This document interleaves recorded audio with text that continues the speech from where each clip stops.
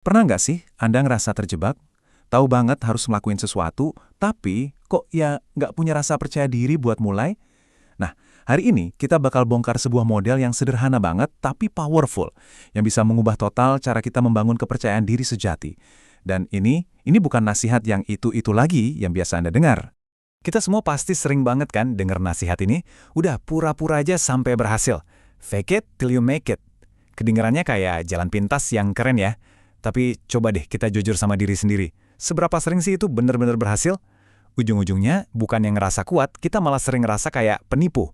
Kenapa? Ya karena di dalam hati kita tahu itu bukan kita yang asli. Nah, disinilah letak perbedaan utamanya.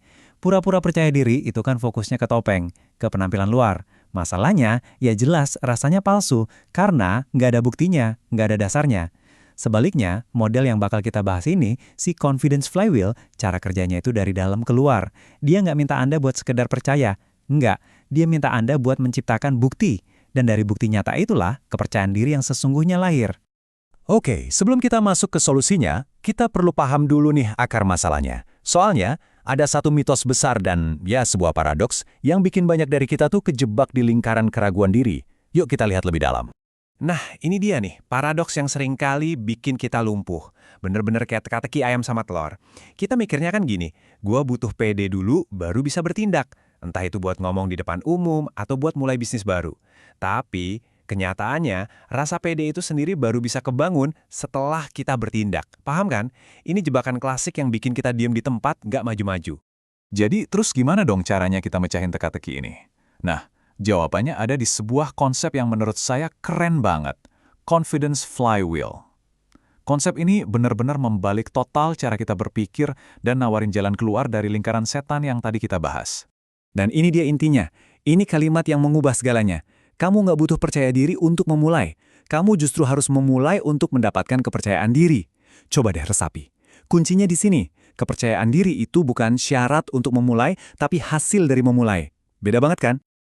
Oke, kedengarannya bagus ya secara teori, tapi gimana cara kerjanya di dunia nyata? Nah, sekarang mari kita bedah mesinnya. Ada 4 langkah sederhana yang jadi penggerak roda ini dan yang bakal ngebangun momentumnya. Gini alurnya. Pertama, ada aksi. Tindakan kecil apapun. Nah, dari aksi itu, sekecil apapun, Anda bakal dapat yang namanya pengalaman. Pengalaman beneran, bukan teori. Dari pengalaman inilah, Anda mulai membangun kompetensi. Anda jadi tahu kalau Anda tuh ternyata bisa. Dan akhirnya, dari kompetensi yang udah terbukti itulah, lahirlah percaya diri yang sejati. Yang kokoh, bukan yang abal-abal. Dan disinilah keajaibannya terjadi. Ini menciptakan sebuah positive feedback loop atau putaran umpan balik positif.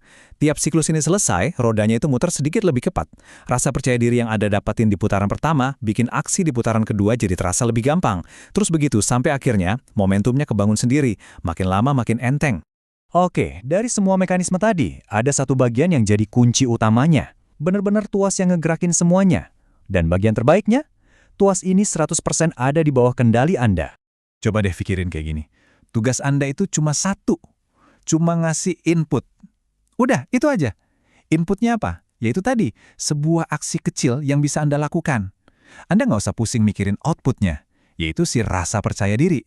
Biarin aja, itu bakal ngikutin dengan sendirinya nanti. Ini benar-benar ngangkat beban berat dari pundak kita kan? Terus aksi kecil itu contohnya apa sih? Sesuatu yang kelihatannya sepele banget. Misalnya pas beli kopi, coba deh sapa baristanya, "Halo mas, mbak, udah." Atau pas lagi rapat, paksain diri buat nanya satu pertanyaan aja. Mau jadi penulis? Tulis 1 paragraf hari ini. Mau lebih sehat? Jalan kaki 5 menit aja cukup. Ini semua kan nggak nakutin ya, tapi justru hal-hal kecil inilah yang jadi percikan api buat muter rodanya. Jadi, kesimpulan utamanya ini nih. Lupain soal harus ngerasa berani dulu. Tujuannya bukan untuk merasa pede sebelum mulai. Tujuannya simple, cuma untuk bertindak. Fokus ke apa yang bisa Anda lakuin, bukan ke apa yang Anda rasain. Anggap aja gini, tindakan itu mesinnya, nah perasaan pede itu cuma efek sampingnya aja. Nah, sekarang saya mau ninggalin Anda dengan satu pertanyaan. Dan ini bukan buat dijawab ke saya, tapi buat diri Anda sendiri. Dari semua yang udah kita omongin, coba pikirin. Satu aja aksi super kecil apa yang bakal Anda lakuin hari ini buat mulai muterin flywheel Anda. Coba deh tentuin satu. Dan yang paling penting, jangan cuma dipikirin, tapi lakuin.